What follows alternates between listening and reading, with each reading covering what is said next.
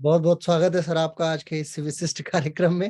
अपेक्षा थी हम लोगों को 7:30 से शुरू करने की। पिछले वर्ष भी ऐसा कुछ हो गया था, क्योंकि पिछले वर्ष क्या था कि वर्षा हो गई थी और फिर कार्यक्रम जो है हमें थोड़ा-सा लेट करना पड़ गया था। और कई बार होता है ईश्वरीय जो है वो परीक्षाएँ होती हैं, कुछ दिव्य पुरुषों को जब आमंत्रित करना होता है, तो परीक्षाएँ होती हैं और आप तो निस्संदेह कृष्ण भक्त हैं। तो आपसे बेहतर कौन समझ सकता है कि कृष्णावतार होने से पहले विशद वर्षा झेलनी पड़ती है हर ब्रह्मांड के हर कोने को। बहरहाल मैं आप सभी जितने भी यहाँ पे अभी छात्र जुड़े हुए हैं, आप सभी लोगों का स्वागत है।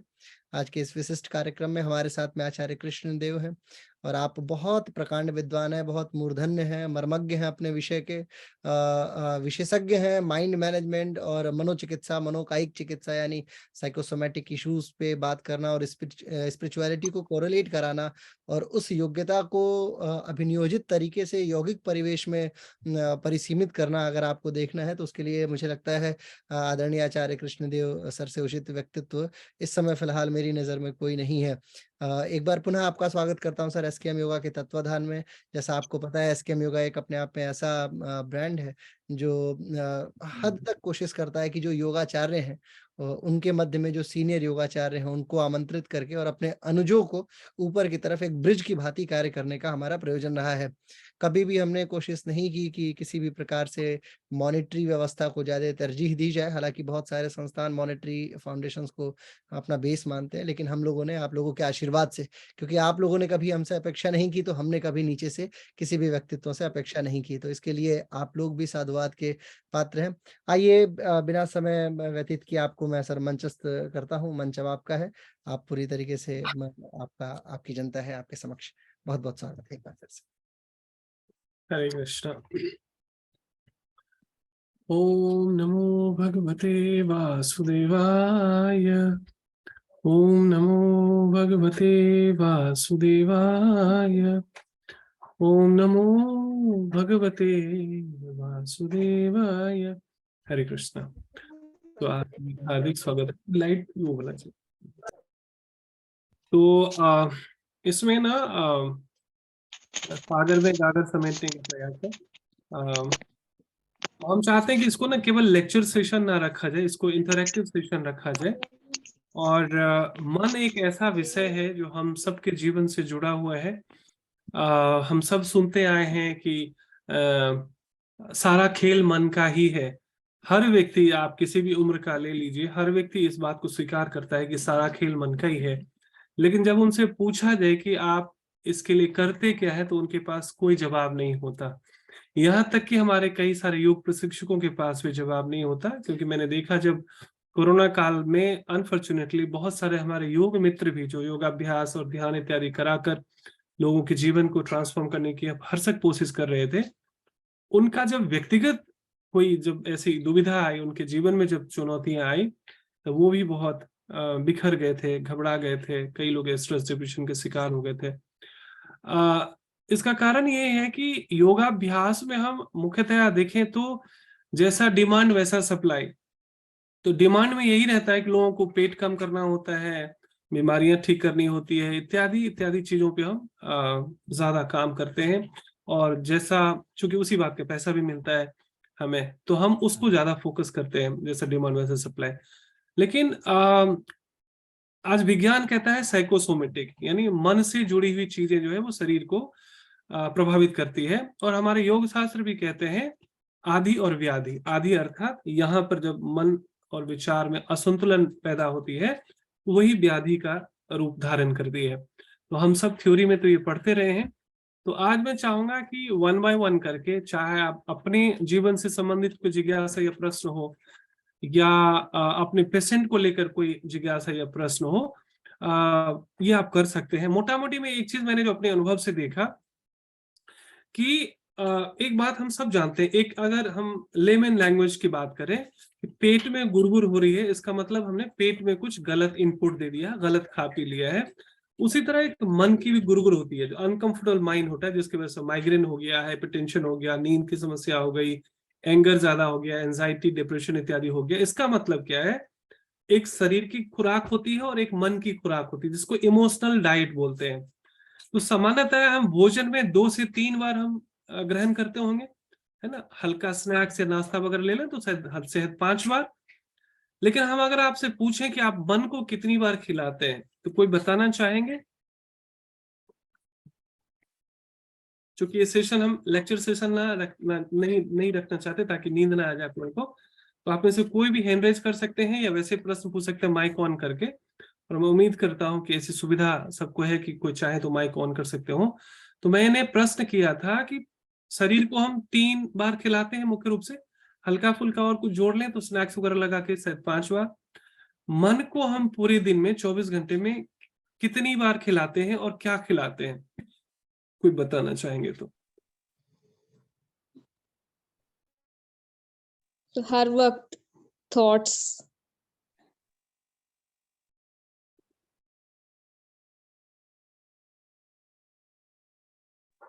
थोड़ा सा और हेलो। थोड़ा सा और बताएं। हाँ, मैंने सुना, आपने बोला हर वक्त और थॉट्स, आपने ये बोला था। थोड़ा सा और इसको एक्सप्लेन कीजिए, कैसे मतलब?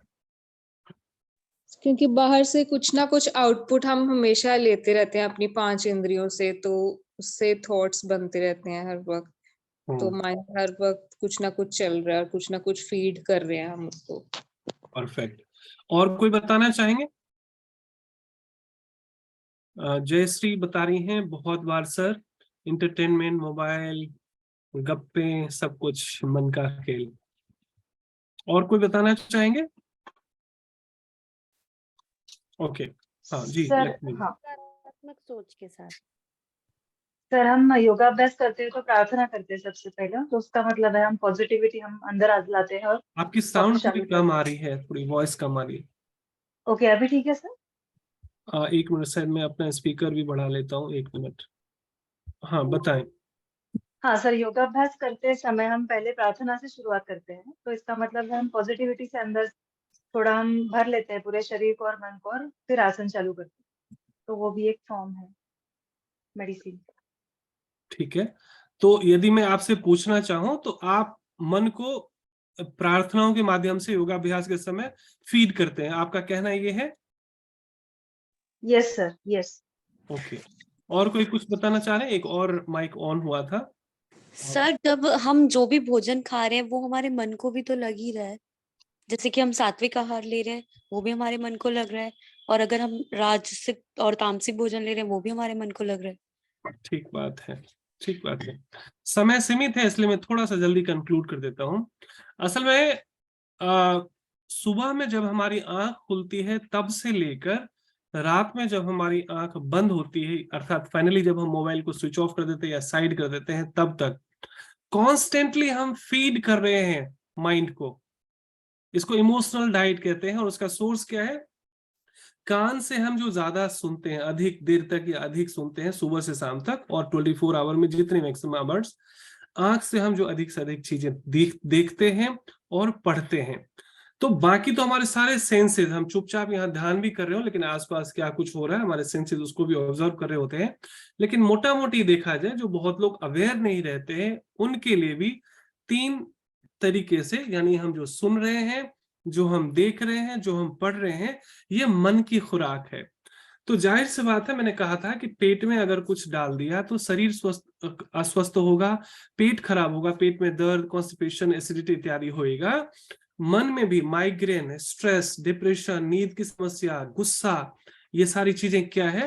ये है पेट की, ये है मन की गुरगुर, मन की एसिडिटी या मन का कॉन्स्टिपेशन। जितनी सारी चीजें हम शरीर और पेट के ऊपर अनुभव करते हैं, वैसे ही मन के ऊपर। तो ना तो हमें स्कूल में समझाया गया, ना कॉलेज में समझाया गया। माइंड के ऊपर ऑलमोस्ट हमारा जीरो एजुकेशन है, ना पेरेंट्स को पता होता है, ना सोसाइटी को पता है, ना स्कूल कॉलेज में पढ़ाया जा रहा है। यहाँ तक कि मेरे सबसे ज्यादा, चूंकि मैं लाइफ कोच हूं, मेरे सबसे ज्यादा क्लाइंट मेडिकल फील्ड से जुड़े हुए लोग हैं, डॉक्टर्स हैं। पूरी दुनिया बीमार पड़ती है तो डॉक्टर के पास जाती है, वो दवाइयां लिखते हैं। जब डॉक्टर्स बीमार होते हैं तो वो हम लोगों के पास आते हैं। क्यों? क्योंकि उनको पता है हर मर्ज की दवा मेडिसिन नहीं होती, दवाइयां नहीं होती, पिल्स नहीं होती। और नॉर्मली डॉक्टर के पास भी, जैसे लोग नॉर्मली कुछ भी अनकंफर्टेबल होते हैं, पहले तो हमारी आदत है ना, हम यहाँ झेलते रहते झेलते रहते, ना किसी डॉक्टर को पूछते हैं, ना किसी दोस्त से पूछते हैं, ना किसी फैमिली मेंबर को बताते हैं। अकेले अकेले घुटते रहते हैं, परेशान होते रहते हैं, संकोच करते हैं। पता है, ये भी हिम्मत करना हो गया जब मन से संबंधित कोई जिज्ञासा या प्रश्न करते हैं या डॉक्टर के पास जाते हैं, सलाह लेते हैं। सामान्यतः लोगों को लगता है काउंसलिंग वगैरह में जो पागल हो जाते हैं उनको जरूरत होती है। कितना हास्यास्पद है। और चीजें जब बहुत एक्सीड कर जाती है, जब नाक से कहते हैं ऊपर पानी चला गया, तब हम इधर उधर भागते हैं, हताश होते हैं, परेशान होते हैं, और कई बार केस वो बहुत कॉम्प्लिकेटेड हो चुका होता है। तो कहते हैं जब जागे तभी सवेरा। So healing takes time and taking a decision for healing is a courageous step. बहुत हिम्मत चाहिए होता है। तो इस तरह के जो प्रोग्राम्स होते हैं उसमें आपको स्पेशल हिम्मत करने की जरूरत नहीं पड़ती। यद्यपि 5 लोगों की समस्या मानसिक अलग अलग हो सकती है, कारण उसका कुछ चीज जो बेसिक है, जो कॉमन है, वो मैं आपसे साझा करने की कोशिश कर रहा हूं। तो मैं यही कह रहा था कि जिस तरह कचरा खिलाते हैं पेट को तो पेट खराब होगा, शरीर खराब होगा। मन को तो हमने न जाने कब से कचरा ही खिलाया है। हमारा सोशल मीडिया हो गया, टेलीविजन हो गया, न्यूज चैनल्स हो गया, जितने भी बातें भी हम करते हैं, तो happy thoughts, healthy thoughts, laughter thoughts कितने होते हैं, पॉजिटिव कंटेंट्स, आध्यात्मिक बातें कितनी होती है, नहीं के बराबर। और पूरे दिन कचरा कचरा कचरा, खासकर जो एवरेज मैन के लोग होते हैं।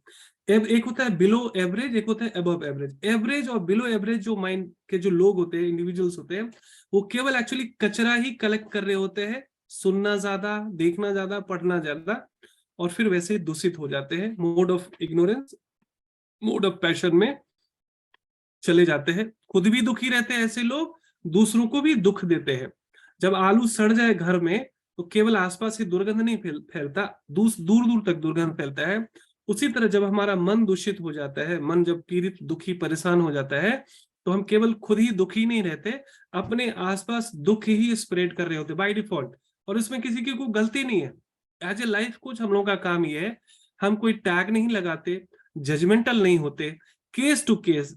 परिवार में ही 4 लोग होंगे, 4 लोगों की प्रॉब्लम अलग अलग होती है, मानसिक माइंड की। तो मैं सबसे पहले तो आप सबसे सलाह देता हूं कि डॉक्टर भी बीमार पड़ सकता है, और WHO का मानना है कि 60 to 90% डॉक्टर खुद मेंटली स्ट्रेसफुल हैं, सिक हैं। इसी कारण आप देखेंगे बहुत सारे डॉक्टर्स ड्रग एडिक्ट हो जाते हैं, स्मोकिंग करते हैं, नशा करते हैं। यहां तक कि मेरे पास जब 10-10 साल केस संभाल नहीं पाते, वैसे कुछ पेशेंट जब मेरे पास आते हैं, वो कहते हैं, मेरे जो डॉक्टर थे, फैमिली डॉक्टर या जो भी हमारे थेरेपिस्ट, वो कहते थे देखो अभी भी नींद नहीं आ रही ना, शाम को एक टैग लगा लिया करना। इस तरह का सलाह देने लगे हैं लोग। क्यों?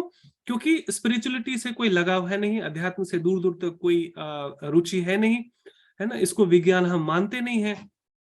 यहाँ तक कि जो योग शास्त्र से भी जो जुड़े हुए लोग हैं, एग्जाम पास करने के लिए हम graduation in yoga, master in yoga, PhD इन योगा, ये सब कर लेते हैं। उसके बावजूद भी ये केवल हमारे जीवन में थ्योरी बनकर रह जाता। खुद योग शिक्षक ही, ध्यान शिक्षक ही योगमय जीवन और आध्यात्मिक जीवन नहीं अपना पाते। तो सोचिए आम आदमी की तो हालत ही क्या होगी, उनकी तो हम क्या ही चर्चा करें। तो सीधी सी बात है कि हम सुबह से शाम तक फिल्टर करें, इसको बोलते हैं विवेक, आर्ट ऑफ डिस्क्रिमिनेशन। जिस तरह हम कुछ भी ठूस नहीं लेते, हम देखते हैं ये मेरे लिए हेल्दी है, ये मेरे लिए अनहेल्दी है। जब तक ये विवेक जागृत नहीं होता, हम अस्वस्थ रहते हैं। जैसे ये विवेक जागृत होता, देखिए आजकल थोड़ी बहुत अवेयरनेस हुई है, थोड़ा लोग योगाभ्यास करने लगे हैं, थोड़ा सा खान पान का भी ध्यान करने लगे हैं, ये सब चीजें होने लगी है। लेकिन मन के लिए ऑलमोस्ट हम कुछ नहीं कर रहे होते। इतना तो सबको पता है, जैसा अन्न वैसा मन। लेकिन इसमें भी लिमिटेशन है। मैं आपको बहुत खड़े शब्दों में एक बहुत बड़ी बात बोलने जा रहा हूं। योगाभ्यास, प्राणायाम, ध्यान, सात्विक आहार भी केवल मन के ऊपर 30% ही काम करता है। फिर से सुनिए, योगाभ्यास यानी योगासनास, प्राणायाम, ध्यान, सात्विक आहार भी केवल टोटल मेंटल हेल्थ में 30% ही कंट्रीब्यूट कर पाता है।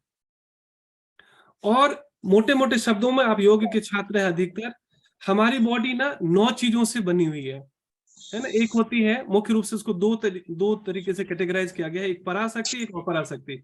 पराशक्ति में हमारा हो गया सोल, आत्मा, जो गॉड पार्टिकुलर है, जो चिप हमारे मोबाइल में यानी बॉडी रूपी मोबाइल में लगा हुआ है, जिसकी वजह से हम जीवंत हैं, चेतन है। पंच महाभूत का शरीर, किसी का माइक ऑन है, थोड़ा सा ऑफ कर लीजिए। पंच महाभूत का ये शरीर, पंच महाभूत आप योग के छात्र, आपको पता ही है। 3 चीज इसके विषय में कम लोगों को पता है या जानकारी भी नहीं है, वो ये है सूक्ष्म शरीर, सटल बॉडी, मन बुद्धि अहंकार। आज जो हमारा सेशन है इन्हीं 3 चीजों को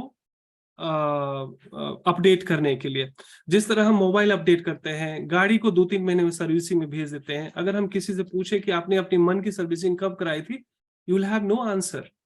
और यही कारण है कि हम बाय डिफॉल्ट मोड में चल रहे होते हैं और हम रिजल्ट नया ढूंढ रहे होते हैं। नया रिजल्ट मतलब मुझे स्वस्थ होना है, हैप्पी होना है, खुश होना है, चैन की नींद, रिश्तों में मधुरता हो।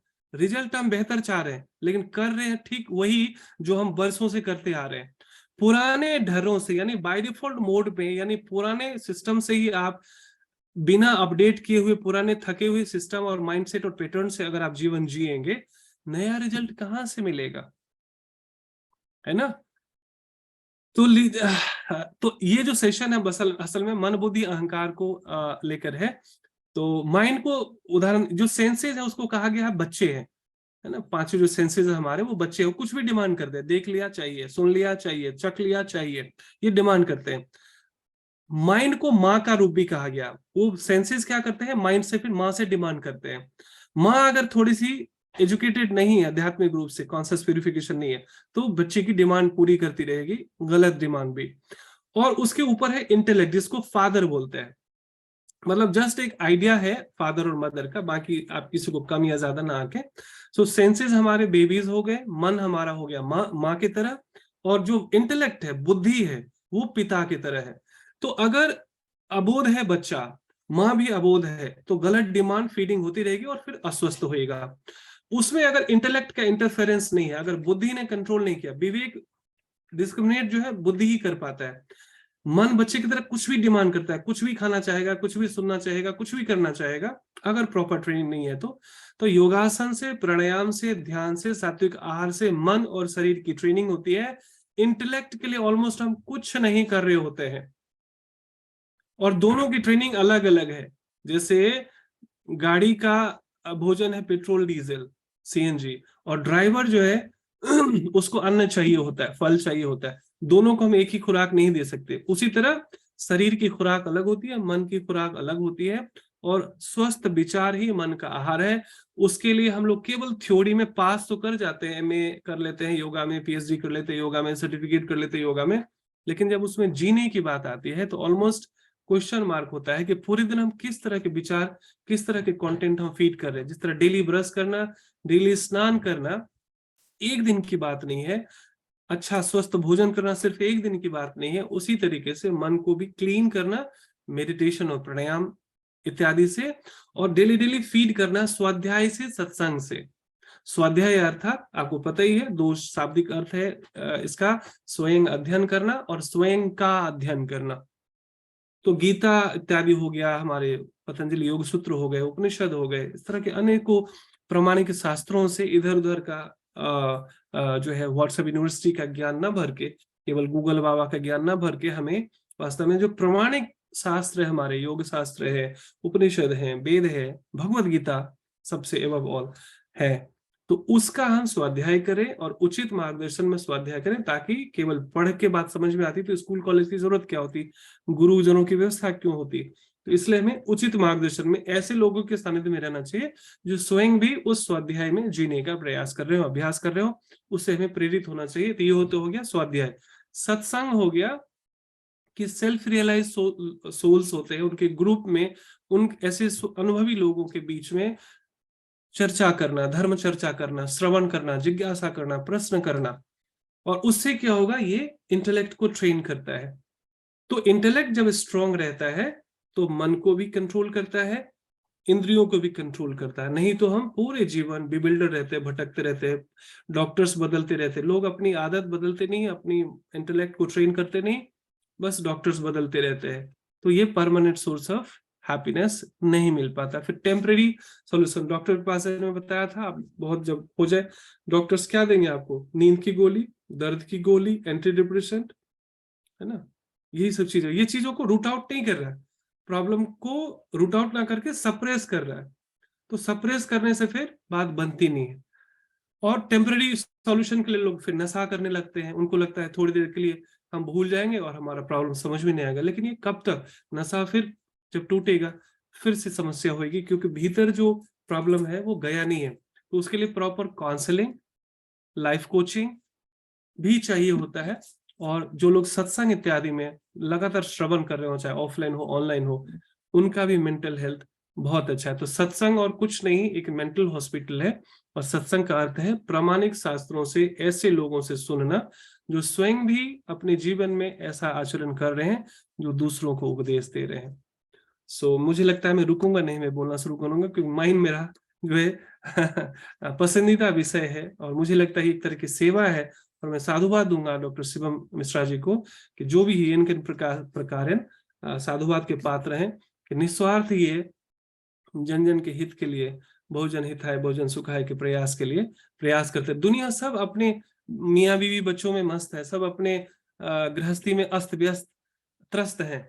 उसमें से भगवान देखिए कैसे कुछ लोगों को चुनते हैं जिसमें इतनी ऊर्जा होती है, वो सिर्फ अपने लिए ना सोचकर औरों के लिए, सबके लिए चिंतन करते हैं, प्रयास करते हैं। एक एक स्पीकर्स को रिक्वेस्ट करते हैं। मेरे कॉर्पोरेट में ना 1 घंटे का मेरा 1.5 लाख रुपए चार्ज है, ठीक है ना। लेकिन प्रभु जी का प्रेम इतना है, मैंने ना पूछा कुछ नहीं, मुझे लगा कि मुझे पता था कि ये कहीं ना कहीं ये स्प्रेड कर रहे हैं अवेयरनेस, और मैं निःशुल्क आने का प्रयास किया। और मुझे बहुत खुशी होती है, वो दिन सार्थक है जिस दिन आपकी वजह से किसी के चेहरे पे मुस्कुराहट हो, थोड़ा सा भी किसी का दुख कम हो सकता हो। मुझे लगता है ये पर्पस ऑफ लाइफ मिल गया है कुछ लोगों को, मैं भी उसमें से एक हूँ। और मुझे लगता है एक क्षण का भी भरोसा नहीं होता, जीवन ऐसे ही क्षण मंगूर है, लेकिन वो दिन सार्थक है, मीनिंगफुल है, जहां पर आप थोड़ा सा भी किसी के काम आ सकें। तो अब आप लोग प्रश्न पूछ सकते हैं हमसे मन से रिलेटेड।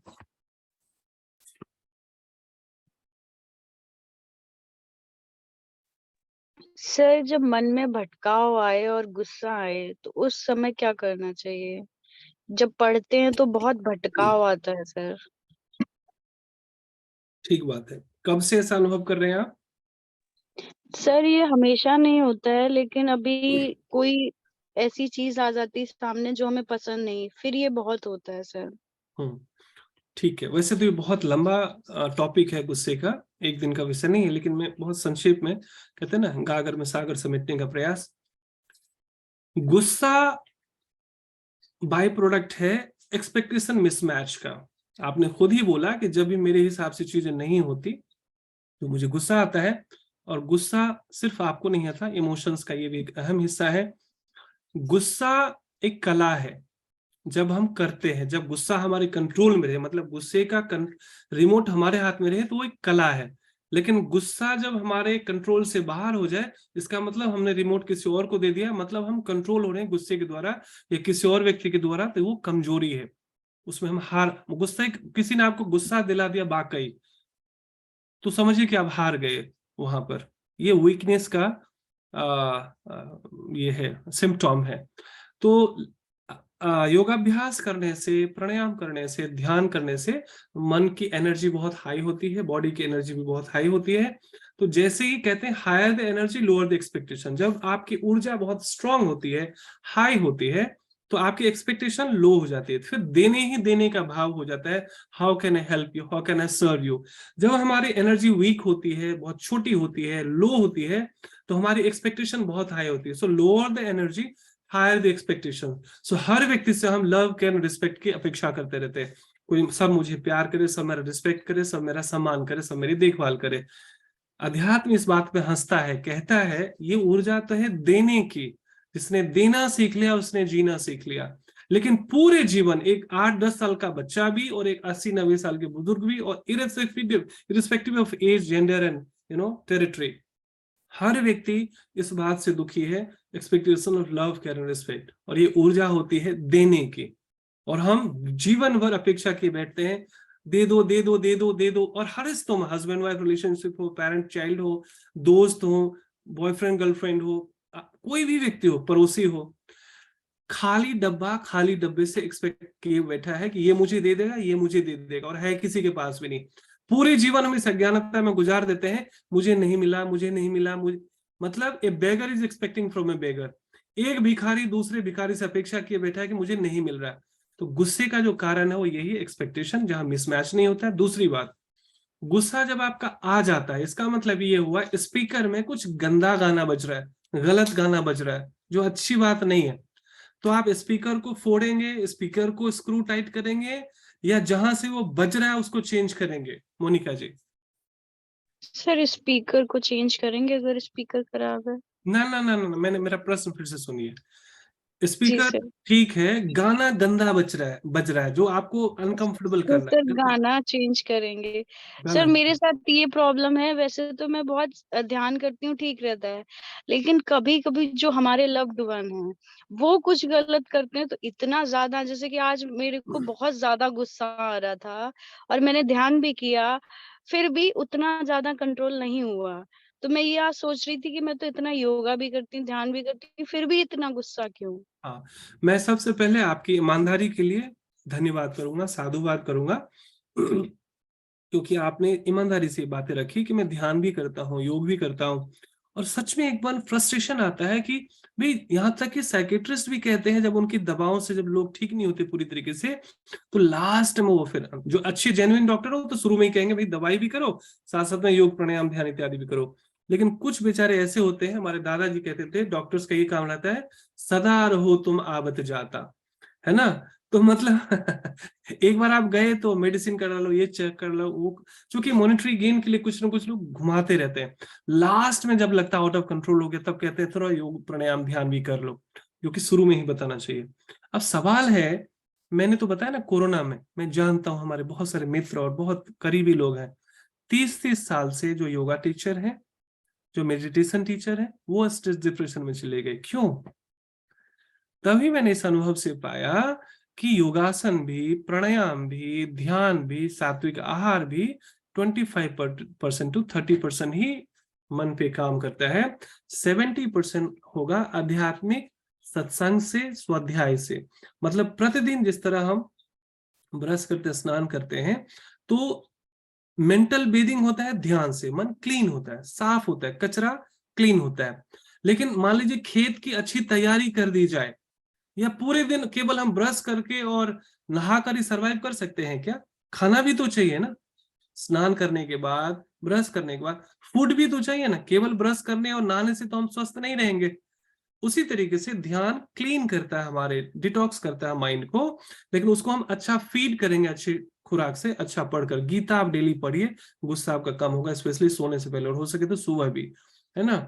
तो गीता पढ़ते पढ़ते पढ़ते पढ़ते आपका माइंड सिस्टम अपडेट होता रहता है। और मैं आप लोगों की जानकारी के लिए बता दूं, जब इस मंच में मैं आया हूं तो 12 से 1 बजे हमारा निःशुल्क एक भगवत गीता की कक्षा होती है ना। तो मैं शिवम प्रभु को लिंक शेयर कर दूंगा, तो वो ग्रुप में शेयर कर सकते हैं। तो आप लोग कोई भी आना चाहे, कोई कॉस्ट नहीं, कोई शुल्क नहीं, और 365 डे चलता है। एक्सेप्शनली कभी हो सकता है मेरी उसी टाइम पे कोई बड़ा सेमिनार या प्रोग्राम हुआ तो नहीं, फ्री ऑफ कॉस्ट है, आप लोग ज्वाइन कर सकते हैं। प्रतिदिन प्रतिदिन ये मन का आहार है। ये जैसे हम ना, जैसे नेचुरोपैथ के पास जाएंगे तो क्या कहते हैं कि आप ना आहार बदलिए, आहार ही औषधि है। तो आहार, कोई पूछेगा भाई कब तक ये घास फूस खाना पड़ेगा, हम लोग क्या कहते हैं, फ्रूट्स ले लो, सीजनल एंड रीजनल, आपका सलाद ले लो, अंकुरित अनाज ले लो। तो लोग कहते हैं अच्छा सब कुछ तो ठीक है आचार्य जी, लेकिन खाना क्या खाएंगे और कब तक यही खाना पड़ेगा? हम तो यही बोलते हैं, ये भी पूर्ण आहार है, और जब तक स्वस्थ रहना है खाओ, जब तक बीमार रहना है फिर मत करो। तो वही चीज है। तो योगासन, प्राणायाम, ध्यान के साथ साथ आपको स्वाध्याय और सत्संग से भी जुड़ना होगा, तब जाके पूर्णता आती है। तो 70% रोल जो है स्वाध्याय और सत्संग का, जो प्रतिदिन एक टाइम बनाकर, एक डोज बनाकर, मेडिसिन की तरह प्रतिदिन आध्यात्मिक स्वाध्याय कीजिए, प्लस ऐसे लोगों से जुड़िए जो सेल्फ रियलाइज सोल्स हैं, जो उस भगवत ज्ञान में, भगवत ये मोरल वैल्यू, हमारा धर्म और क्या है, मोरल वैल्यू स्ट्रॉन्ग करता है, उसमें हमें मानव से महामानव बनाता है। तो फिर जो ये अपेक्षाएं हैं ना, अपेक्षाएं दुख का कारण है। बहुत सारी अपेक्षाएं जो है दुख का कारण है ना। महर्षि पतंजलि कहते हैं ना, अविद्या, अस्मिता, राग, द्वेष, अभिनिवेश। बहुत लंबा विषय है, कभी समय मिलेगा तो इस पर दृष्टि डालेंगे। तो उसमें से अविद्या के कारण ही आसक्ति होती है, राग होता है, द्वेष होता है ना, अभिनिवेश, मृत्यु का, बहुत सारी चीजें है ना। ये सारा सॉफ्टवेयर अपडेशन का काम है। तो आप जब ये महर्षि पतंजलि योग सूत्र से थोड़ा सा प्रशिक्षित करेंगे स्वयं को, उचित मार्गदर्शन में इसको और अच्छे से समझेंगे भगवत गीता इत्यादि को, तो आपका गुस्सा अपने आप कम होता चला जाएगा। और अच्छी बात ये है, आप बहुत ईमानदारी से प्रश्न पूछा और आप ये झलकाता है कि आप एक ईमानदार सोल हैं ऑलरेडी। तो आप जब अपडेट कर लेंगे अपने ब्रेन सॉफ्टवेयर को, सबकॉन्शियस माइंड को, तो आपके जो छात्र हैं या आपके जो परिवार है या आपके जितने भी आपसे जुड़े हुए लोग हैं, उनके जीवन में भी आप बहुत सुखद परिवर्तन ला पाएंगे। हरे कृष्ण। सर इसी से जुड़ा हुआ एक और प्रश्न है सर, जैसे मैं बच्चों को भी पढ़ाती हूँ, तो जो मेरे जैसे आज मुझे गुस्सा था तो मैंने जाके वो बच्चों पे भी निकाला और फिर वो भी अच्छा नहीं करते, मतलब मेरी पूरा सिस्टम गड़बड़ हो जाता है। और कभी कभी बच्चों की वजह से भी ये हो रहा है कि अगर वो नहीं पढ़ रहे तो भी मुझे गुस्सा आ रहा है। तो सर अगर कोई बच्चा नहीं पढ़ रहा है तो मुझे उस समय क्या करना चाहिए? उसे डांट देना चाहिए या छोड़ देना चाहिए? देखिए, इसमें उदाहरण आता है बीना के तार की तरह। बहुत टाइट कर देंगे तो टूट जाती है तार, बहुत लूज कर देंगे तो गाना बजेगा नहीं। Balance is all required in our life. तो इस तरह टीचिंग में भी बच्चे पे आपको कभी भी गुस्सा आए तो सोच लेना, भगवान ने मुझे एक सोल को प्रीच करने की सेवा दी है, मैं बहुत ब्लेस्ड हूँ। स्वामी विवेकानंद कहते थे, इस बात का अहंकार मत करो कि तुम किसी की सेवा कर रहे हो, इस बात का धन्यवाद करो उस व्यक्ति का जिसने तुम्हें सेवा का अवसर दिया है। तो सोचिए, परमात्मा ने हम सबको इतना सुंदर अवसर दिया है कि इतने सोल, सबको तो ये मौका नहीं मिलता, मोनिका को ही क्यों ये अवसर मिल रहा है। मतलब भगवान चाहते हैं कि मोनिका जैसे अच्छी सोल्स इन बच्चों को पढ़ाए, पूरे जीवन भर वो अच्छा नागरिक बने। तो उसको समझिए कि वो छोटा सा लल्ला है, कृष्ण कन्हैया है, माखन चोर है, मटकी फोर है। कितने तंग करते थे वो माखन चुराने वाले, है ना। सब लोग एंजॉय करते उस चीज को। अगर सब लोग इरिटेट होने लगते तो पता नहीं, उनको पता नहीं क्या भगा देते सब लोग घर से कि ऐसा बदमाश बच्चा मैंने देखा नहीं, लेकिन सब लोग एंजॉय करते थे। गुस्सा आने का मतलब है हमारे भीतर का प्रेम सूख गया है। तो मैंने बताया था, लव केयर एंड रिस्पेक्ट देने की चीज है, अपेक्षा ही दुख है, देना ही सुख है। लेकिन ये सुनने में तो बहुत अच्छा लगता है, देना ही सुख है, अपेक्षा ही दुख है, लेकिन देंगे तब ना जब मेरे पास होगा। मैं आनंद तभी बांट सकता हूं, जब मैं खुशी तभी बांट सकता हूं जब मेरे पास लबालब बड़ा हो। मैं खुद फ्रस्ट्रेटेड हूं, मैं बोझिल हूं, थका पका हूं, इरिटेटेड हूं, तो मैं बच्चों पे भी उतारूंगा, और खासकर जो भी कमजोर हमसे होगा। पति पत्नी में पति कमजोर है तो सारा पत्नी किस पे डालती है? पति पे। और पत्नी अगर बेचारी है तो पति सारा गुस्सा ऑफिस का भी, बच्चों का भी, दुनिया का भी पति पे, कमजोर पत्नी पे उतारता है। और अगर पति पत्नी दोनों रहे लठमार, तो फिर तीसरा कौन बचा? बच्चे, उस पे उतरता है सारा गुस्सा। तो गुस्सा कहीं ना कहीं ये एनर्जी है, कहीं ना कहीं रिलीज होगी होगी। ये एक चेन बनता चला जाता है। जिन बच्चों को हम डांट रहे हैं, बुरी तरीके से डील कर रहे हैं, वो उनकी परवरिश अगर इस तरीके से, चाहे टीचर के माध्यम से हो, पेरेंट्स के माध्यम से हो, वो कॉपी कैट हो जाता है। पूरी पर्सनालिटी, पूरे जीवन वो बच्चे ऐसे डेवलप होते हैं, उनको लगता है यही सही तरीका है, क्योंकि मेरे टीचर ऐसा ही बिहेव करती है, मेरे पेरेंट्स ऐसा ही बिहेव करते हैं। बच्चे कोरे कागज है, वो हमारे उपदेश से बदलते नहीं है, ज्ञान से बदलते नहीं है, हमारे स्वभाव से, व्यवहार से बदलते हैं। कोरे कागज होते हैं। जैसा जैसा बॉडी लैंग्वेज हमारा होता है, हम क्या क्या एक्शन करते हैं, क्या क्या करते हैं, वो ज्यादा सीखते हैं बच्चे, हमारे उपदेश से कम सीखते हैं बच्चे। तो बहुत बड़ी जिम्मेदारी है किसी को पढ़ाना। गुस्सा आने का मतलब है मेरे भीतर प्रेम का अभाव हो गया है ना।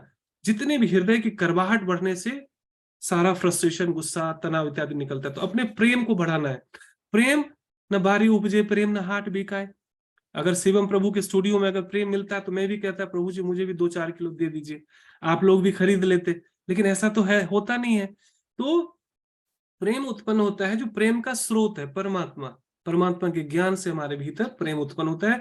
जीवन में जो बहुत सत्य का परिचय हो जाता है, बहुत सारी चीजों का जब अनुभव हो जाता है, तो अंडरस्टैंडिंग होने से गुस्सा भी कम होता है, तनाव भी कम होता है, धैर्य बढ़ता है, प्रेम बढ़ता है। तो प्रेम को बढ़ाना है, गुस्से पे काम नहीं करना। स्पीकर को तोड़ना नहीं है, गलत गाना बज रहा तो कैसेट को बदलना है, पेन ड्राइव से उस गाने को चेंज करना है। तो आपको गुस्से को मतलब ठीक नहीं करना है, मन के भीतर प्रेम बढ़ाना है, अपने सबकॉन्शियस माइंड को ट्रेन करना है, अपडेट करना है स्वाध्याय, सत्संग, साधना और सेवा से। हरे कृष्ण। सर, जो मन के अंदर डर कंटिन्यू रहता है, उसका क्या किया जाएगा? Very good question. अब बताइए, आपके रूम में अंधेरा हो तो उसका क्या किया जाएगा, क्या उपाय है? सर उजाला करना होगा, लाइट जलानी पड़ेगी, कैंडल जलानी पड़ेगी। Absolutely, you got the answer. अंधकार और कुछ भी नहीं, प्रकाश का अभाव है। डर और कुछ भी नहीं, आत्मविश्वास का अभाव है। तो डर पे काम नहीं करना है, आत्मविश्वास बढ़ाने पे काम करना है। जैसे जैसे आत्मविश्वास बढ़ेगा, डर छोटा होता चला जाएगा। हरे कृष्णा, आप समझ पाए? हरे कृष्ण। थैंक यू सर, आपने मेरे क्वेश्चन का जवाब दिया। मैंने तो गुस्से में क्लास भी नहीं ज्वाइन की थी पहले, लेकिन अगर ज्वाइन ना करती तो ये ज्ञान मुझे नहीं मिलता है, इसलिए धन्यवाद। Very good. इसको बोलते हैं विवेक, कॉन्शियस डिसीजन, है ना। अच्छा मन बुरा मन आपस में हमेशा द्वंद करता रहता है। जिसको हम ज्यादा फीड करते हैं वो डोमिनेट करता है। तो अपनी पीठ थपथपा लीजिएगा अपने अच्छे मन को। Thank you for bringing me in the class, है ना। और उस थैंक गुस्से यू का भी सर। धन्यवाद। यस, हेलो, हाँ सर। जी जी। क्वेश्चन था, आजकल मेंटल हेल्थ इश्यूज बहुत ज्यादा बढ़ रहे हैं, हाँ, तो योगा के या प्राणायाम के कौन से पोजेस या मेथड्स है जो स्पेशली डिप्रेशन एंजाइटी के लिए हम यूज कर सकते हैं आपके हिसाब से? देखिए डॉक्टर शिवम मिश्रा इसमें आपको बहुत हेल्प कर पाएंगे। मोटा मोटा मैं आपको बताता हूँ, हालांकि योगा थेरेपी की अपने आप अलग क्लास हो सकती है। अनुलोम विलोम, कपालभाति, मूर्छा प्राणायाम, सशंकासन, सूर्य नमस्कार, और जितने भी प्रायः प्राणायाम होते हैं, भस्त्रिका इत्यादि, अग्निसार क्रिया, सब चीजें मेंटल हेल्थ के लिए बहुत अच्छा है।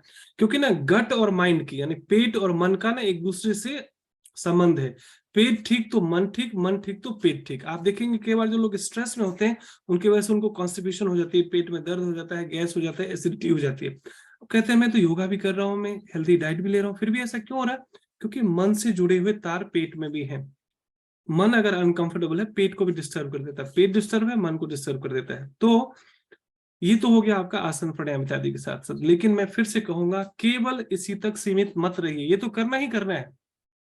उसके साथ साथ भगवत गीता जैसे ग्रंथों को डेली पढ़ना सीखिए। उसके बाद अन्यथा कोई परमानेंट हैप्पीनेस नहीं मिल सकता। टेम्पररी उपाय के लिए बहुत सारी चीजें हैं, है ना। तो डेली ध्यान भी करना है, प्राणायाम भी करना है, जो मैंने बताया वो भी करना है। उससे भी और अधिक जो आपके योगा थेरेपिस्ट होते हैं, जो गाइड होते हैं, आपको बहुत हेल्प कर पाएंगे। साथ साथ मैं कहूंगा स्वाध्याय, सत्संग और सेवा और साधना, इसको समझते हैं। मैंने बताया गीता इत्यादि ग्रंथों को पढ़ना है, उपनिषद और बाकी जितने भी धर्म ग्रंथ है, महर्षि पतंजलि योग सूत्र इत्यादि, प्रतिदिन 10 से 15 मिनट कम से कम पढ़ना है। मेंटल डोज है ये, मेडिसिन की तरह। सत्संग है, श्रवण करना है ना, उन गुरुजनों से, उन शिक्षकों से, उन महान महामानवों से जो स्वयं भी उसमें जीने का प्रयास कर रहे हैं। कई सारे यूट्यूब चैनल पे भी मिल जाएंगे, कई ऑफलाइन मिल जाए तो सोने पे सुहागा। जैसे मैं वीक में एक दिन मंदिर जरूर जाता हूँ। यद्यपि वो सारी चीजें रिकॉर्डिंग हो रही होती है, मैं ऑनलाइन भी सुन सकता हूँ यूट्यूब पे भी, लेकिन फिर भी मैं जाता हूँ जानबूझकर। मंदिर का एनवायरनमेंट है, वहां पर लोग जब बहुत 100-150 लोग होते हैं, 200 लोग होते हैं, उनके बिहेवियर से, बॉडी लैंग्वेज से बहुत कुछ सीखने को मिलता है। पॉजिटिविटी बहुत मल्टीप्लाई होती है। स्वाध्याय, सत्संग, साधना। साधना का अर्थ केवल आसन प्राणायाम ध्यान करना ही नहीं है। साधना का मतलब 24 घंटे ऑस्टेरिटी और डिसिप्लिन लाइफ जीना। युक्ताहार विहारस्य, ना भगवत गीता में कहते हैं भगवान। बैलेंस जो भी है, खाने पीने सोने आमोद प्रमोद में बैलेंस्ड रहना, यह है साधना, यानी अपने आप को डिसिप्लिन करना। और सेवा मतलब आपका शरीर भी स्वस्थ हो गया, मन भी स्वस्थ हो गया, आपकी एनर्जी बहुत हाई है, क्योंकि पूरा गेम है एनर्जी का। ये कुंडलिनी जागरण हो गया, या जितने भी प्राणायाम, ये सब क्या है? अपनी एनर्जी को हम अपलिफ्ट करते हैं, हाई करते हैं, एनर्जाइज करते हैं। ये सारी चीजों का जो अंतिम लक्ष्य है वो है सेवा और साधना। सुमिरन और सेवा, ये दो चीजें हैं। कई लोग ने केवल भक्ति करते हैं, पूजा पाठ, सेवा कुछ नहीं करते। कुछ लोग केवल सेवा करते हैं, साधना नहीं करते। ये दोनों अधूरे होते हैं। तो सुमिरन भी और सेवा भी। सुमिरन हो गया थ्योरी और प्यूरिफिकेशन का प्रोसेस, सेवा हो गया जो मेरे में बल आया, जो में ऊर्जा आया, तो value adding to people's life, adding value to people's life. सुबह से शाम तक परमात्मा से प्रार्थना करनी चाहिए कि हे प्रभु, मुझे आज कोई एक व्यक्ति देना जिसका मैं कुछ ना कुछ हेल्प कर सकूं। मनसा वाचा कर्मणा, मन से हो, वचन से हो, कर्म से हो, तन से हो, मन से हो, धन से हो। तो ये पूरे जीवन का अगर ये लाइफस्टाइल बन जाए, हमारे जीवन का ध्येय बन जाए, लक्ष्य बन जाए, सवाल ही नहीं पैदा होता कि आप मेंटली कभी वीक पड़े। हमेशा आप बूस्ट रहेंगे, क्योंकि जब भी आप देने के भाव से जीना सीख जाते हैं, when you become a giver, unconditional giver, ऐसे लोगों की भी हेल्प करना जहां रत्ती भर भी कुछ आपको चुका नहीं पाएंगे, उनकी औकात नहीं है। लोग दुखी पता है क्यों रहते हैं? अच्छे लोग दुनिया में, मैंने देखा 2 तरह के लोग दुनिया में सबसे ज्यादा दुखी हैं। अच्छे लोग, so called good people, and believer of God, भगवान को मानने वाले लोग। पूछूंगा तो बहुत लंबा हो जाएगा, नॉर्मली मेरे लाइव सेशन होता है तो मैं इसका कारण पूछता हूं, तो लोग अलग अलग कारण बताते हैं, मैं आपको आंसर बता देता हूँ डायरेक्ट, जिस पर आप मंथन कीजिएगा। अच्छे लोग इसलिए दुखी होते हैं क्योंकि वो पीपल कॉन्शियस होते हैं, गॉड कॉन्शियस नहीं। जीवन भर हम जो कुछ भी करते हैं, एजुकेशन, मकान, दुकान, कपड़ा, पढ़ाई लिखाई, बोलना चलना, सब कुछ just to please the world, दुनिया को खुश कर देना चाहते हैं, दुनिया को इंप्रेस कर देना चाहते हैं। कुछ भी करके आप सबको सेटिस्फाई नहीं कर सकते, सबको खुश नहीं कर सकते। ये बात जितनी जल्दी समझ में आ जाए, हमारा जीवन आनंद से भर जाता है। इसका क्या मतलब? हम कुछ अच्छा ना करें लेकिन अपेक्षा ना करें। क्यों? परमात्मा ने समर्थ दिया है, मैं कर रहा हूं ना। मैं क्या लेके आया था? चलना किसी ने सिखाया, बोलना किसी ने सिखाया, है ना, हंसना किसी ने सिखाया, कमाना किसी ने सिखाया। मैं तो यहाँ कुछ लेके आया नहीं था, जाऊंगा भी कुछ नहीं। तो एक समय होना चाहिए जब जीवन में मैं बहुत कुछ सीख लूं या बहुत अर्जित कर लूं, तो अब है adding value to people's life, है ना, लोगों को देने का भाव, लौटाने का भाव। जब तक हम चाहिए चाहिए चाहिए चाहिए भिखारी बन रहे थे ना, मैं मेरा मेरा, एक्चुअली हमारी एनर्जी लो रहती है, और यूनिवर्स कहती है ना, ये तो खाली टेकर्स है, छोड़ो इसको, इग्नोर मारो, गिवर्स को ढूंढो, जो देना ही देना सीख गया, अनकंडीशनल। हजारों हाथों से यूनिवर्स आपको देती है, as you wish my boy my girl, क्या चाहिए तुम्हें, क्योंकि उसको पता है ये गिवर है, इसको और एनर्जी चाहिए, ये अनकंडीशनल गिवर, ये देने वाला बच्चा है। तो यूनिवर्स हजारों हाथों से हमें हेल्प करती है। ऐसे ऐसे लोग मिल जाएंगे, ऐसी ऐसी चीजें हो जाएगी, आपको लगेगा क्या मिरेकल हो रहा है मेरे लाइफ में। ये बोलते हैं ना एबंडेंस वाली लाइफ, एक होती है स्कार्सिटी वाली लाइफ। मेरे माता पिता ठीक नहीं निकले, मेरे टीचर ठीक नहीं निकले, मेरा समाज ठीक नहीं, मेरा देश ठीक नहीं, मेरा जीवन ठीक नहीं, भगवान भी मेरे पीछे पड़े रहते हैं। और एक एबंडेंस वाला, थैंक गॉड मैं कीड़े मकोड़े बिच्छू में पैदा नहीं हुआ, I have human form, oh my God. सुबह अपनी सांस चेक करें और सांस लेकर देखें, अभी भी आप लोग चेक कर सकते हैं क्या आप जीवित, क्या आपकी सांसें चल रही है। If your answer is yes, wow, celebrate, मैं जीवित हूं। एक और दिन मुझे मिला भगवान की तरफ से, गिफ्ट मिला, कितना भाग्यशाली हूं मैं। बहुत सारे लोग आज सुबह के सूरज नहीं देख पाए, 2 पैरों पर चल के एक कमरे से दूसरे कमरे में जाना, कहना thank God I have beautiful legs. बहुत लोग हैं जिनके पास पैर नहीं है। किसी ने कहा मैं दुखी था कि मेरे पास 2 अच्छे जूते नहीं है, फिर उनको देखा जिनके 2 पैर नहीं है। कभी भी हम एटीट्यूड ऑफ ग्रेटिट्यूड में जीते नहीं, धन्यवाद करते नहीं। परमात्मा के पास भी कुछ मांगने, शिकायत करने, लड़ने ही जाते हैं, और खासकर जब कुछ मिल जाए फिर दोबारा जाते भी नहीं है। और दुनिया को हम स्वार्थी और मतलबी कहते हैं। भगवान के पास भी हम तभी तो जाते हैं जब कुछ मतलब होता है, और दुनिया को हम कहते हैं स्वार्थी है। हम भी स्वार्थी हैं, तो मेरा क्या हक और अधिकार है दुनिया को दोष दूं, दुनिया ऐसी है वैसी है। अरे बाबा, अध्यात्म का मार्ग है निज पे शासन फिर अनुशासन, है ना। श्री राम शर्मा आचार्य गुरुदेव बताया करते थे, निज पे शासन फिर अनुशासन। मतलब पहले खुद को डिसिप्लिन करना है, और अध्यात्म का मार्ग ही है, किसी की तरफ एक उंगली दिखाओगे तो 3-4 उंगली तुम्हारी तरफ मुड़ी हुई है, उतना हमें सुधरना है। पूरी दुनिया को हम बदल सकते नहीं है, और हमारी जिंदगी में है अप्रोच कितना उल्टा, ये ठीक हो जाएगा, ये ठीक हो जाएगा, ये ठीक हो जाएगा, फिर मेरी लाइफ सेट हो जाएगी। ऐसा कभी नहीं होने वाला। दुनिया ऐसी थी, है और रहेगी। बदलना किसको है, सुधरना किसको है? मुझे।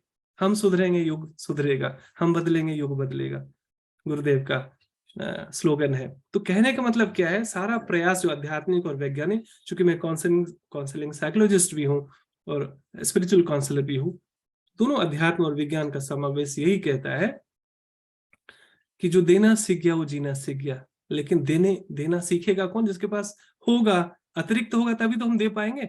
अपना ही जेब फटा हो तो हम देंगे कैसे? तो स्वाध्याय से, सत्संग से, साधना से प्रतिदिन ये रिचार्ज करना है खुद को, सेल्फ फुलफिलमेंट पे काम करना है, सेल्फ लव पे काम करना है। सो हमारी एनर्जी जब हाई होती है, ऊंची होती है, तब हम गिवर बन जाते हैं, अनकंडीशनल गिवर। फिर हम दुखी दुखी बेगर की तरह नहीं जीते, स्कार्सिटी का लाइफ नहीं जीते, एबंडेंस का लाइफ जीते हैं। Thank God I have legs, I have eyes, I have ears, I have clothes, हमारे पास घर है, परिवार है, दुनिया में लाखों लोग अनाथालय में जो है पड़े हुए हैं, वृद्धाश्रम में है, कितना भाग्यशाली हूं मैं, कितना कुछ है मेरे जीवन में, फिर भी मैं पूरी जीवन रोना धोना लगा रहता है, शिकायत, गिला शिकवा। 3 कैंसर है लाइफ में, क्रिटिसाइज, कंपैरिजन एंड कंप्लेन। पूरे दिन हम हर रिश्तों में यही कर रहे होते हैं, क्रिटिसाइज कर रहे हैं, कंपेयर कर रहे हैं एंड कंप्लेन कर रहे हैं। तो गिवर बनना है कैसे होगा? जब हमारे पता है सारी समस्याओं का जड़ में क्या है, प्रेम बढ़ाएंगे तो जीवन में सब कुछ अच्छा अच्छा रहेगा। प्रेम को बढ़ाना है, बाकी चीज गुस्सा, ईगो, लोग कहते हैं अहंकार कम करो, गुस्सा कम करो, किसी को भी कम नहीं करना है, केवल प्रेम को बढ़ा लो, बाकी सब अपने आप छोटा पड़ जाएगा। और प्रेम मैंने बताया कि कहीं बिकता नहीं है ना? नहीं तो सबसे जिनके पास बहुत ज्यादा धन है सारा अपना कोठी भर लेते प्रेम खरीद खरीद कर, इत्तेफाक से मिलता नहीं है। ये जो साधक होते हैं ना, ये सेल्फ अर्निंग है। लव कैन रिस्पेक्ट जो है अर्निंग है ना? जो जिसने देना शुरू किया उसको मिलना भी शुरू हो जाता है, लेकिन बिना अपेक्षा के। तो मैं कह रहा था अच्छे लोग क्यों दुखी रहते हैं? क्योंकि वो पीपल कॉन्शियस है। सबसे बड़ा रोग क्या कहेंगे लोग। तो पीपल कॉन्शियस से गॉड कॉन्शियस जैसे ही हम हो जाते हैं, हमें फिक्र करनी चाहिए परमात्मा मेरे बारे में क्या सोच रहा है। लोग कभी भी खुश होते नहीं है। गांधी जी को भी गाली देते हैं लोग, कृष्ण को नहीं छोड़ा, राम को नहीं छोड़ा, बुद्ध को नहीं छोड़ा, हम किस खेत की मूली है? लोगों का काम है कहना। तो don't waste your time and energy to please and impress people, because लोग होने वाले हैं नहीं। किसी को गला काट के भी दे दोगे तो भी लोगों को शिकायत रहेगी कि जरूर इसका कुछ स्वार्थ हुआ रहेगा तभी ऐसा कर रहा है। सो दैट डजंट मीन कि आप बुरे बन जाओ, बुरा तो बनना ही नहीं है। जैसे देखो, अच्छा व्यक्ति हो गया 50 रुपीज, स्पिरिचुअल व्यक्ति हो गया 100 रुपीज। तो आपको अच्छा इंसान नहीं बनना आज के बाद। अच्छा इंसान कौन? जो हमेशा स्ट्रेस डिप्रेस दुखी रहता है। आप जितने भी केस स्टडी है, जितने भी इमोशनली वीक लोग हैं, they are good people actually. इसका मतलब हमें गुड नहीं बनना है, हमें स्पिरिचुअल बनना है। सो गुड मतलब 50 रुपीज, आध्यात्मिक मतलब 100 रुपीज। तो 100 रुपीज में 50 रुपीज तो अपने आप आ जाता है ना।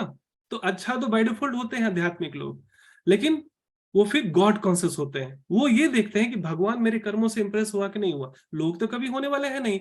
सो अब क्या होता है, आप निर्भय हो जाते हैं, सिक्योर फील करते हैं, चिंता मुक्त रहते हैं। आध्यात्मिक प्रगति का ये 3 लक्षण है। आप you will feel secure, you will feel fearless, you will feel tension free. ये होता कैसे है? जैसे ही आपको लगा कि मेरे मनसा वाचा करुणा से कोई देखे न देखे, कोई वैलिडेट करे न करे, कोई नोटिस करे न करे, कोई अप्रिशिएट करे न करे, किसी के गुड बुक में मैं आ रहा हूं, वो है परमात्मा जो 24 घंटे जिसका कैमरा हमें वॉच कर रहा है। तो डरे तो वो ना कैमरे से जो चोर हो। जो अच्छा व्यक्ति हो उसके पास तो हजारों कैमरे लगा दो, निर्भय होगा, सुरक्षित होगा, चिंता मुक्त होगा। तो ऐसे ही लोग इस संसार में खुश हैं, otherwise nobody is happy on this planet, है ना? सो और भगवान को मानने वाले लोग क्यों दुखी होते हैं? एक लाइन में, समय चूंकि होता जा रहा है। भगवान अच्छे लोग तो इसलिए दुखी हैं वो क्योंकि पीपल कॉन्शियस है, गॉड कॉन्शियस नहीं। तो जैसे ही पीपल कॉन्शियस से हमारा गॉड कॉन्शियस शिफ्ट होता है, हम खुश हो जाते हैं, परमानेंट हैप्पीनेस का सोर्स है। अब भला भगवान को मानने वाले लोग क्यों दुखी होते हैं? भगवान को मानने वाले लोग इसलिए दुखी होते हैं क्योंकि वो भगवान को मानते हैं, भगवान की नहीं मानते हैं। फिर से सुनिए, भगवान को मानते हैं, भगवान की बात नहीं मानते हैं, जो कि स्क्रिप्चर्स में, भगवत गीता इत्यादि ग्रंथों में दिया हुआ है। तो भगवान को मानने वाला व्यक्ति भले आनंदित हो ना हो, लेकिन भगवान को जानने वाला और भगवान के संदेशों पर चलने वाला व्यक्ति गारंटी से आनंदित होएगा, सुखी होएगा, स्वस्थ रहेगा, है ना? तो इस सत्संग का मतलब ये सारे मेंटल हॉस्पिटल है। लोग सोचते हैं बड़े बुजुर्ग जाते हैं, है ना, जिनके पास कोई काम नहीं है, पेट में आंत नहीं और मुंह में दांत नहीं, उनके लिए सत्संग। ऐसा नहीं है। भगवद गीता का संदेश दिया अर्जुन को, युवा थे, गृहस्थी थे, कोई सन्यासी नहीं था। भगवान कृष्ण भी वहां पर गृहस्थ का मतलब रोल निभाने आए थे, है ना, युवा थे। तो ये सारे जो ज्ञान है हम लोगों को भर दिया गया, ये सब बुढ़ापे का काम है। क्या गारंटी है कोई बूढ़े तक जीवित भी रहेगा? सो अथा तो ब्रह्म जिज्ञासा ब्रह्म सूत्र का संदेश है, सर्चिंग फॉर ट्रूथ नाउ। अभी सत्य की खोज करना है। और जिस तरीके से सत्य की खोज हम करते हैं प्रामाणिक शास्त्रों और संतों से, हमारा अविद्या दूर होता है। तो अविद्या का दूर होते ही सारे दुखों का नाश होता है। फिर हम मेंटली भी स्वस्थ रहते हैं, फिजिकली भी स्वस्थ रहते हैं, पारिवारिक हेल्थ भी ठीक रहता है, सब बिंदास रहता है लाइफ में। हरे कृष्णा। जी, हरे कृष्णा बोल रहे हैं हम। किसी का दुख देखते हैं तो हमको बहुत ज्यादा अपने आप में रुलाई आने लगता है, उसको देख करके हमको बर्दाश्त नहीं होता है। और कहीं भगवत कथा सुनते हैं तो भाव विभोर हो करके आंसू खुद अपने आप आने लगता है। ये क्या कारण है? ये निराम भावुकता है। दो तरह के लोग होते हैं संसार में, एक होते हैं भावुक और एक होते हैं संवेदनशील। भावुक लोग क्या करेंगे, रो लेंगे, दुखी हो लेंगे, करेंगे कुछ भी नहीं। They are not the action takers. केवल आंसू बहाने वाले लोग किसी काम के नहीं होते। यद्यपि ये मानवीय गुण है, मानवता का गुण है, अप्रिशिएट करना चाहिए। उचित प्रशिक्षण ना हो तो इस बात का भी अहंकार हो जाता है कि देखो मेरे भीतर कितनी करुणा और प्रेम है, मेरे रोना निकल जाता है, भगवत भक्ति में मेरा रोना निकल जाता है। ये वायु विकार भी हो सकता है और भावुकता भी हो सकती है। सवाल ये है, ये है बहुत अच्छा गुण, लेकिन ये पूर्ण नहीं है। पूर्ण तब बनता है जब उस आंसू गिराने के बजाय हम एक्शन लेते हैं कि जिसके कारण मुझे दुख हो रहा है, उस दुख को कम करने के लिए मेरी क्या उपयोगिता है, मैंने एक्शन क्या लिया किसी की हेल्प करने के लिए। मुझे याद है जब ब्लैक एंड व्हाइट टीवी हुआ करती थी, उस समय जब मैं वृद्धाश्रम के लोगों का कुछ मूवी या कुछ रिपोर्टिंग देखता था, लिटरली मुझे बहुत पीड़ा होती थी, दुख होता था कि बुजुर्गों को कितना ठूस ठूस के एक छोटे कमरे में रखा गया, बच्चे इनको कैसे छोड़ देते हैं। मैं बहुत रोता था। जब धीरे धीरे होश आया, मैंने धिक्कारा, तुम्हारे रोने धोने से इनका क्या भला हो रहा है, भला तुम कर क्या रहे हो इनके लिए, तो ये क्या ड्रामा है रोना धोना, इससे नहीं चलेगा। क्या तुम कुछ कर सकते हो तो करो, और नहीं तो ये बंद करो ये ड्रामा। सो ये है संवेदनशीलता। Do something, become a doer, है ना, डू समथिंग प्रैक्टिकली। केवल रोने धोने से दुनिया चलती नहीं है। That is my answer. Hare Krishna. Sir नमस्ते सर, स्टूडेंट के लाइफ में हमेशा फेल्योर और लेजीनेस से हम कैसे डील कर सकते हैं, क्या आप बता सकते हैं? जब हमारे पास एम नहीं होता है ना, तो हम प्रोक्रास्टिनेशन का शिकार हो जाते हैं, हम लेजी हो जाते हैं, सुस्त हो जाते हैं। जैसे मान के चलिए कि आपको आप कितने बजे सो के उठते हैं, ऑनेस्टली बताना। सर मैं तो 7 बजे उठती हूँ। 7 बजे। अच्छा, आपके कोई दोस्त हो, स्कूल के फ्रेंड, आप स्कूल में हो कॉलेज में हो? जी सर, मैं कॉलेज में ही हूँ। कॉलेज में हो, और पता चला है ना एक 6 से 9 का मॉर्निंग शो है और सभी दोस्त आने वाले हैं, तो आप उठोगे या सोते रहोगे? जी सर, उठ जाऊंगी। है ना, क्योंकि वहां पर हमारा व्हाई क्लियर है। तो जब हमारा लक्ष्य क्लियर रहता है तो एक उम्मीद बनी रहती है, एक्साइटमेंट बना रहता है। और जो हमारा व्हाई क्लियर नहीं रहता तो लेथार्जी, प्रोक्रास्टिनेशन, टाल मटोल ये चलता रहता है। ये सारा मन का खेल है। मन को जब अच्छे लक्ष्य, जब ऊंचा स्वाद लग जाता है ना, तो नीचे स्वाद, निम्न स्वाद जो है, नीचे लोअर टेस्ट है, सब नीचे हो जाता है, चला जाता है। जब लक्ष्य, आप ना एक गोल बनाओ, बहुत लंबा एक टॉपिक है गोल सेटिंग का, गोल बनाओ और उसको लिखो। गोल तो बना देते हैं पर कंसिस्टेंट, मतलब हम वो मतलब 6-7 दिन कर देते हैं, उसके बाद बंद कर देते हाँ, हैं। इजी गोल्स ऐसा बनाओ, ही ऐसा होता गोल है। मत बनाओ, भीष्म प्रतिज्ञा वाला गोल मत बनाओ, इजी गोल बनाओ, बहुत इजी जो आप आराम से कर सकते हो। और कंफर्ट जोन से थोड़ा बाहर निकलो, थोड़ा सा एक कठिन गोल भी लो, और जो हो जाए उसको टिक करो, जो नहीं हो उसका रिग्रेट मत करो। और एक टाइम मैनेजमेंट भी बना लो कि सुबह मुझे इतने बजे उठना है। और 7 दिन नहीं कर पाए उसके लिए अपनी पीठ थपथपाओ, खुद को अप्रिशिएट करो कि 7 दिन तो किया ना, hats up to you. Appreciate खुद करो, खुद को नोटिस करो, खुद को वैलिडेट करो, खुद को अप्रिशिएट करो, खुद की अपनी पीठ थपथपाओ। और अगर 7 दिन बाद टूट गया ना, कोई बात नहीं, फिर से बाउंस बैक करो ना, फिर से करो। गड्ढे में गिर जाना कोई बड़ी बात नहीं है, ऐसा कोई व्यक्ति नहीं जो कभी गिरा ना हो। उससे निकलने का प्रयास पुनः ना करना, ये कायरता है, ये पुरुषार्थ नहीं है। इसलिए गिर गए, चोट लग गया, थोड़ा फंस गए, थोड़ा लेजीनेस हो गया, थोड़ा सा लेथार्जी हो गया, कोई बात नहीं, बाउंस बैक करो, फिर से मूव ऑन करो, क्या फर्क पड़ता है, इट्स ओके। 100% सर्वगुण संपन्न कोई व्यक्ति नहीं है, हम सब में कुछ न कुछ कमजोरियां हैं। उस कमजोरियों को स्वीकारना, उस पर समाधान पे काम करना। केवल रोते धोते रहने से समस्या का समाधान नहीं होता, समस्याएं मल्टीप्लाई होती है। So accept the situation, work on that, work on solution. जी सर। सर और एक क्वेश्चन है कि जब हम सोते हैं तो सोते टाइम हमारा मन मतलब इमोशन एक्टिवेट रहता है कि नहीं रहता है? मन की अलग अलग अवस्था है, ये बहुत लंबा विषय हो जाएगा। मैं मोटा मोटी ये कहना चाहूंगा क्या आपको डरावने सपने आते हैं रात को? जी सर। क्यों आते हैं सपने, बताओ? मतलब डिस्टरबेंस रहता है रात में सोने के टाइम। कितने टाइम से ऐसा हो रहा है? हो रहा है लॉन्ग टाइम से सर। कुछ दवाई भी ले रहे हो उसके लिए? मतलब नहीं कुछ भी नहीं, हाँ, बस डर तो जाती हूँ मतलब रात में। हाँ, डरते हो आप या आपका मन डरता है? कौन डरता है? मतलब कुछ डरावना सपना देख ला और डर जाती हूँ, तभी ठीक से सपना, नींद नहीं होता है, हाँ, स्लीपिंग डिसऑर्डर रहता है। हाँ, स्लीपिंग डिसऑर्डर और जो डर है वो किसको होता है, आपको या आपके मन को?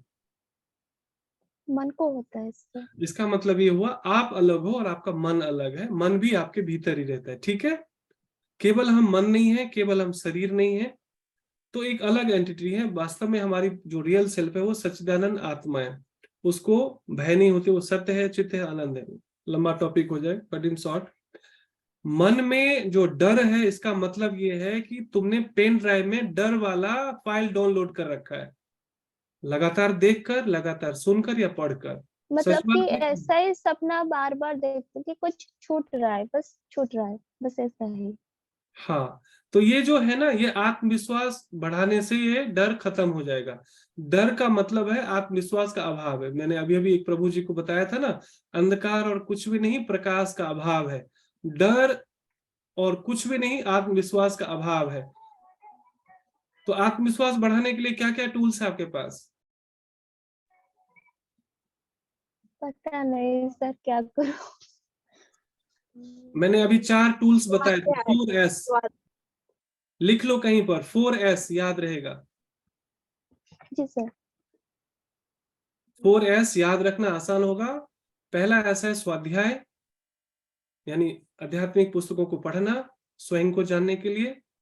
दूसरा है सत्संग, association of positive people, spiritual people, जो खुद भी उस ज्ञान में जीते हैं, जो दूसरों को उपदेश देते हैं। स्वाध्याय, सत्संग, साधना, जो थ्योरी और प्रैक्टिकल अभी सुना और जो पढ़ा उसको जीने का प्रयास, डिसिप्लिन लाइफ, बैलेंस लाइफ, सेवा, helping attitude for everyone throughout day. How can I help you, how can I serve you. हम एक्चुअली ना मदद भी किसी की इसलिए करते हैं ताकि मुझे कल को मदद करेगा। जब तक ये गिव एंड टेक चल रहा है ना, ये नकली वाला प्रेम है, नकली वाली दोस्ती है।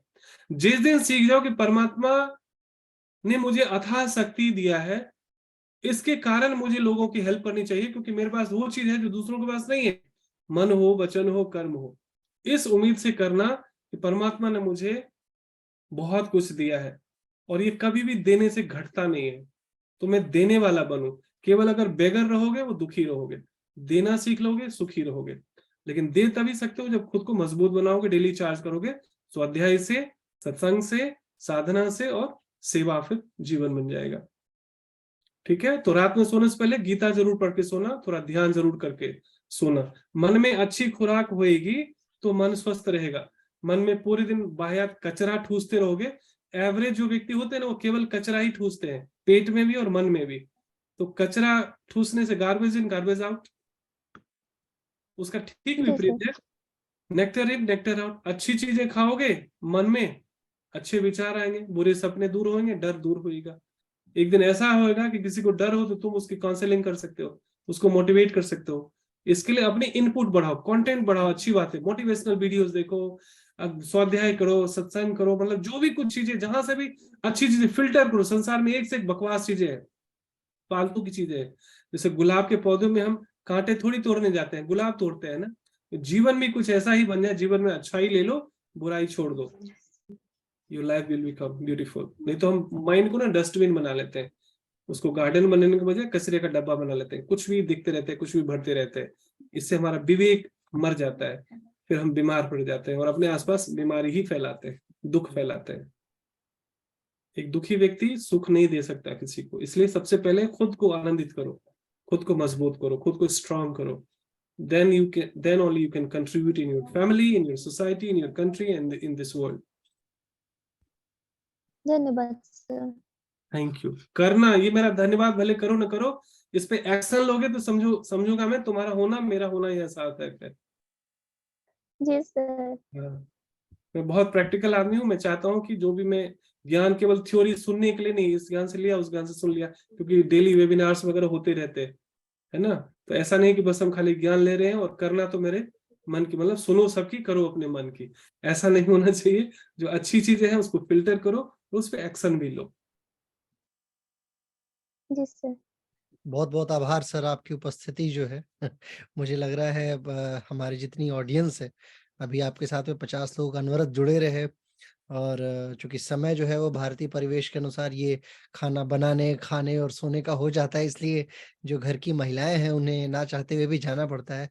और ऐसी परिस्थिति में बहुत सारे लोग प्रश्न नहीं भी पूछ पाते। हालांकि ये वीडियो यूट्यूब पे अवेलेबल रहता है, तो इससे काफी सारे लोग जो हैं वो लाभान्वित हो जाते हैं। इन सारी परिस्थितियों के लिए और आपके समस्त उत्तरों के लिए हम तहे दिल से शुक्रगुजार हैं। आपने जो अभूतपूर्व ज्ञान दिया है, ये निसंदेह एक माइलस्टोन साबित होगा। और मुझे पता है ये बात, और ये संदेश अभी मुझे आ भी रहा था थोड़ी देर पहले, कि सर का एक और लेक्चर रखा जाए, क्योंकि जो विषय है, आपने जितने विशाल विषय को जितनी सूक्ष्मता के साथ में सबके समस्त में सबके आगे देखिए, अभी एक और किसी ने भेजा मेरे को, माइंडफुल सेशन अद्भुत। तो ऐसा कमेंट्स जो है, देखिए सर, ऐसा है, हम लोग तो 100 दिन तक ये कार्यक्रम चलाते रहते हैं, अनवरत वक्ताओं का क्रम चलता रहता है। कुछ वक्ताओं के साथ लोग हैं वो थोड़े से कनेक्ट नहीं कर पाते हैं, कुछ के साथ में अपने हालात को जोड़ पाते हैं। जैसे मोनिका जी अभी आज कह रही थी, वो पूरी तरीके से समर्पित हो चुकी थी आपके वक्तव्यों के समक्ष, वो अपनी सारी भावनाओं को बताया उन्होंने। तो ये भी अपने आप में एक बहुत अच्छा गुण है, और ये हम सभी का सौभाग्य है। आपकी उपस्थिति हमें गौरवान्वित करती रही, और मैं आपसे व्यक्तिगत तौर पे क्षमा मांगता हूँ, क्योंकि ना चाहते हुए भी फोन गिर गया और वो फूट ही गया, तो इसलिए थोड़ा मैं लेट रहा आज के इस सेशन के लिए। बहरहाल बहुत बहुत आभार सर, आपकी उपस्थिति हमें बहुत गौरवान्वित करती रही, और हम आपके लिए हमेशा उपलब्ध होंगे। जब भी आपकी कोई आवश्यकता हो तो आप हमें निसंदेह याद करें। ये समस्त ये जो 40-50 लोगों का ग्रुप है, ये आपके साथ हमेशा खड़ा है। एसकेएम का पूरी तरीके से ऐसे कार्यों के लिए तत्पर है, और हम निसंदेह आपको एक बार पुनः आमंत्रित करेंगे सर। बहुत जरूर बहुत आभार, बहुत जरूर, बहुत एनी आभार, टाइम, धन्यवाद। Any time. धन्यवाद। हेलो।